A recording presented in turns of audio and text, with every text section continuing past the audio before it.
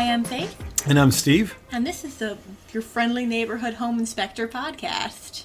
This is episode, what is this, 5 now? I think so, 5. So what are we talking about today? Today we're going to cover asbestos, and this is going to be the ramblings and opinion of a home inspector on asbestos in homes. Lots of people are doing do-it-yourself type of work nowadays. They're tearing down walls and ripping out insulation and things like that, and so they could find themselves face-to-face with asbestos, and if they're not sure of what they're getting into, they could be exposing themselves to some pretty significant dangers. I've heard of asbestos being described at the time that it was used as sort of like this wonder material. It was fireproof, easily available, all these great benefits. When was it really used? So turn of the century, so 1900 up till about 1980. So we use it for a very long time. So any modern house should be asbestos free. But if you're buying in an older part of town or an old farmhouse, you definitely could have components in that house that contain asbestos. Okay, and where would you find the asbestos in the house? That's the big sticky wicket. Asbestos could be in so many different products in a house. So let's cover that real quickly, and then we're going to talk more about some other aspects of when it's dangerous. So asbestos was used in roofing material. Insulation is the big one. Pipe insulation, attic insulation, wall insulation.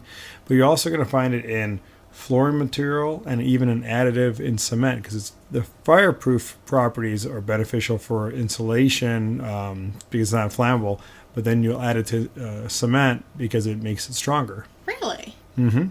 Is it just because it's like a fibrous kind of material? What about it makes it stronger? Well, it's microscopically it's a long, thin fiber that's very strong. So, you mix it in and it adds probably tensile strength to the concrete. Keeps it from cracking as easily. And asbestos is a rock. It's found commonly in nature, isn't it? Yeah, it's a mined mineral, and a lot of the asbestos that people are worried about is found in what's called vermiculite insulation. As a matter of fact, we're sitting here with 2 bottles of it. We're sitting right here on this desk.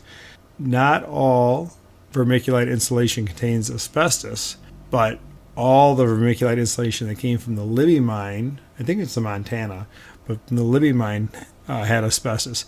And unfortunately, most of the vermiculite was mined at the Libby mine. So the poor miners that worked with this, the men and women that were dealt with this every day, they're dealing with mesothelioma. They're getting lung cancer because they had so much exposure to this. Where do you think you most commonly come across it whenever you're doing a home inspection? I see it a lot in the insulation, but I also see it in older floor coverings.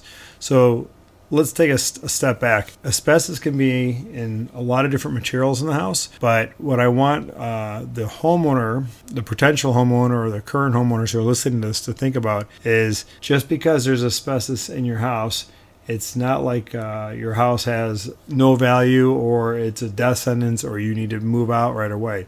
You just need to have a clear understanding of what you have, because you could have asbestos in the siding and the floor covering, and that product can keep serving you well as long as you're not disturbing it. So we have a phrase called friable asbestos, friable. It means you can easily disturb it. So if it's in a floor covering, like a 6-inch by 6-inch old 1950s linoleum type square in your laundry room, and it's got coats of wax on it, you can walk on that barefoot. You can mop that floor, you can use that floor and keep using it as long as you like. When you remove the floor and start breaking it up into little pieces, that's when you're exposing the asbestos to your environment. So I would tell someone, if they had that in their laundry room, keep using it. If you don't like it, don't remove it. Put flooring over it. The same thing goes for siding. On our office building, we've got a brick building, but the gable ends are sided or resided with asbestos slate shingles. They're put in a vertical formation right on the sidewalls. Really strong stuff. And the only time I'm exposed to it is if I'm running a wire and I've got to drill a hole through it. Then I've got to really be careful not to be making any more dust than I need to and try to contain that dust. But as long as it's just hanging up there doing its job, it's not like I'm going to be exposing myself to cancer I should worry more about the sunlight that's hitting me as I walk to my car. When we were talking about it earlier, you mentioned the most dangerous type was really the stuff found in the insulation and the would it be the coating around air The ducts? pipes. Well, okay, so yeah, you hit a good point. There's insulation that's loosely filled in an attic. There's an insulation tape that you'll see wrapped around ductwork, and then you'll see a pipe insulation. So if you're in a climate where we have boilers and hot water pipes in an old building, and you see a thick white insulation around the pipes, it could be fiberglass, it could be asbestos. And so I've been in houses where people will open the door into the cellar and the door bumps into a pipe and that pipe has asbestos on it. I'm like, well, this is a particularly dangerous situation because every day you walk down there to do your laundry, you're bumping a pipe and that's right at the level of your face where you're breathing, and then you're knocking this insulation loose.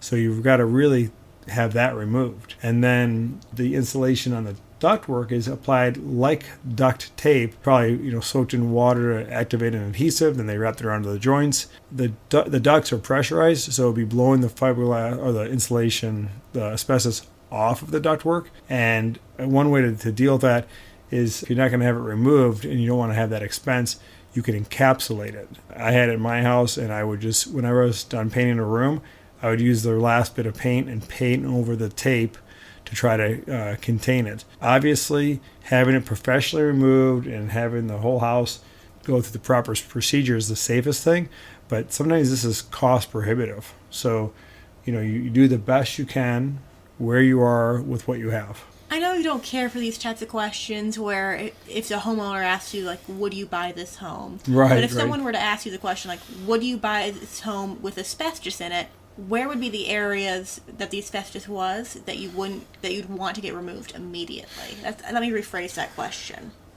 If you were to buy a home that had asbestos everywhere in it, and everywhere you look with asbestos, what areas would be of most interest to get removed? So again, where you can physically damage the asbestos unknowingly. So that specific example I gave you where the door was actually rubbing against the bottom of a pipe that was insulated, that I would fix immediately because it's not that much asbestos. It's right there in your face and you're disturbing it so often it's going to just cause problems. The second big one is when I go into an attic and I see the vermiculite. I tell people you've got to be thoughtful on this because if they have plans on remodeling and they start pulling down pieces of the ceiling, it's going to rain asbestos on them. And not only they could say, oh, I'll just sweep it up. Well, it's airborne, it's floating through the house, and you've got to deal with all of it. So I cringe to think of all the times I exposed myself to asbestos when I was younger. I was aware of it. I'm just more aware of it now, so I'm extra careful. You talked about how the vermiculite looks kind of like long fibers. Well, the asbestos has a long fiber. The vermiculite, we've all seen vermiculite. You just didn't know you were looking at it. And remember in fourth grade science class, they'd have you plant the pea and then you'd watch it grow in the styrofoam cup. Remember that? Mm-hmm. Well, there was the little specks in the soil that they got out of the potting bag. That was either there's a white pellet in there, and then there's also vermiculite in there. And it's sort of a flat, shiny, silvery material. And again, you can have vermiculite that does not contain asbestos, and if you got your hands on it today, it would probably be asbestos-free vermiculite. The situation was all the vermiculite in the mid part of the century was coming from the one mine that happened to have the asbestos or asbestos mineral in it. So nowadays, most of your potting soil and things like that, if it were to have vermiculite in it, it would be asbestos-free vermiculite. I would imagine. I cannot imagine Home Depot or Ace Hardware willingly stocking asbestos-containing soil. Unless you're buying some really back alley potting soil. Yeah, don't be buying the black market blacktop soil, or that's if it's being soiled out of a guy's trunk. Yeah, not good. No, trunk soil's fine. I just wouldn't think of the highest quality. Yes. You don't want to get the bad stuff. Keep in mind, these are the ramblings of a 20-year veteran home inspector. So this is not a sanctioned conversation from the EPA. These are my impressions of asbestos in homes today. how people should think about it. I do absolutely think it's a problem that people should be aware of and they should take seriously. They shouldn't be fearful of their own home. It's just you need to be aware of what you have. So I run my life, I personally start with cheap and easy, and then I work my way towards expensive and difficult. So if I can deal with an asbestos situation in my own house and I feel confident I'm doing it in a safe way, I'll take care of it. I don't automatically rush out and hire a company with a hazmat suit to deal with one floor tile that's cracked. I'm Faith. I'm Steve. And this has been your friendly neighborhood home inspector. If you have any questions, check out our website or email us at the email in the description. Thanks. Bye.